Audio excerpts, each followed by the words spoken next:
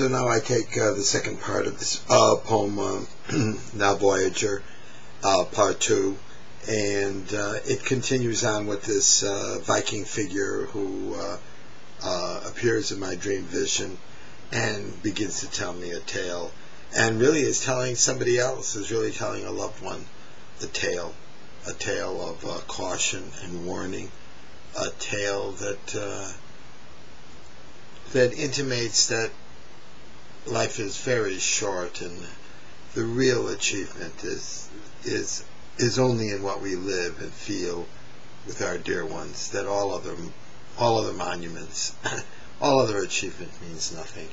And then I continue on with that into a sequence having to do with Illinois, and from Illinois I give sort of a classical allusion. I wonder, do I sleep or do I wake? Now Voyager Part II. Today, the specter said, before I appeared in vision to you, a fierce fit seized my brain, and I took my sword and smashed it mightily against this stone which our men had trundled from the moraine, a monument on whose faces inscribed characters memorialized my life.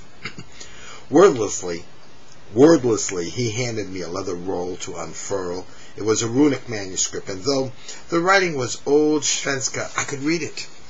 My darling brunette, the salutation went. I am your countryman, a remote ancestor.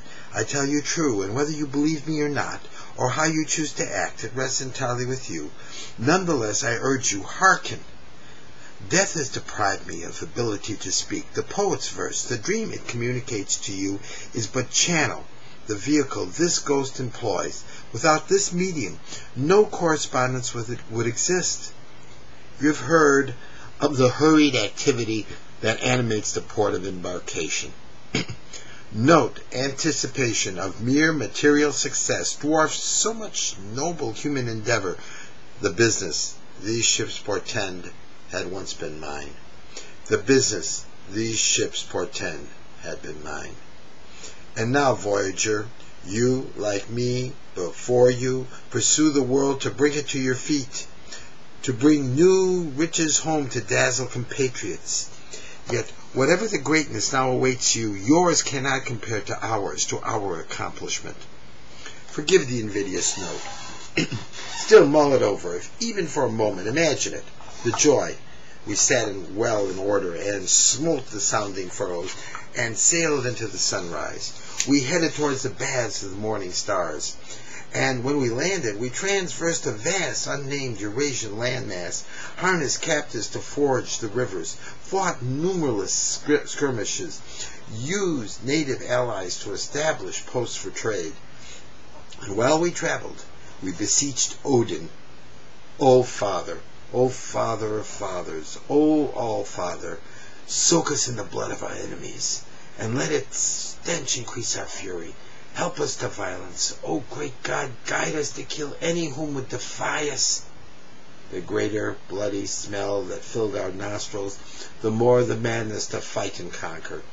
And when we lit the funeral pyres made from the ships of recent travels and burned the bodies of our fallen comrades into the heaven that awaits the warrior, our hair was matted thick with the ash of the departed. We breathed in the spirits of heroic conquest and the smoke from those fires. We were men of prayer and momentous belief, utterly turning our will and our lives over to the care of Father. And I ask, again, how may yours compare to ours, to our conquest of the East? We founded Kiev, established the thrones that became the royal house of a great nation. All the way from the soil of the Stora Alvaret, we crossed the Bosphorus and battled foes in the plains outside Byzantium in the employ of Oriental emperors. We had vanquished the expanse of land from Baltic to Black Sea, and when we returned to homeland shores, we had ships filled with slaves and honey. We brought women companions north, awesome beauties of the East. We stole the horses of the Hungarians and the Czechs. Our hulls bore bag upon bags of gold and silver coin, and were heaped with all variety of fruit and pelts of fur for our winters. We had returned home rich beyond measure. Now I am but a shade, truly ghost of former self. No one need tell me how the gravestone script commemorates your ancestors' deeds and mine. Yet nothing matches the warmth of a dear wife's body in bed for sleep. Once, and now so many years ago, I happened upon my wife while she lifted our son to seat him on the front plank of an ox cart parked in the front of our home. I must convey that there be more lasting memory and real worth for me in the way dappled sunlight had illuminated my son's head than there is upon the ruins that stand today in the homeland. Our paths emerge for a while, then close forever within a dream. Time cuts its length so short, only the moment may be savored.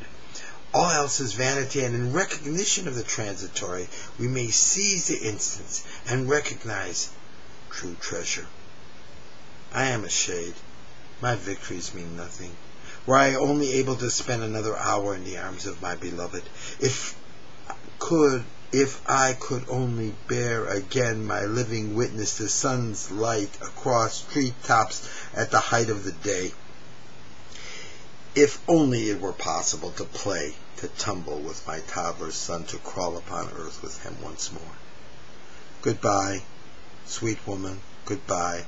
Farewell, farewell, remember me. He vanished. The dreamscape turned green, and the color now before me matched the color, the verdant green of those preserves of forest that stretch for mile upon mile along the river displaying. The green that matched the color, the wood which circled the cemetery stone, the burial ground of the Chippewa chief whose bravery saved the paleskins at Fort Dearborn. The green was the color of the burial ground, the Indian burial ground where I played in my youth. And now, out from this world of green, voices declared, "Go slowly, lovely moon, go slowly, for time chases upon our heels. Before too long it quickens its pace to furious gallop. All earthly store succumbs to this onslaught.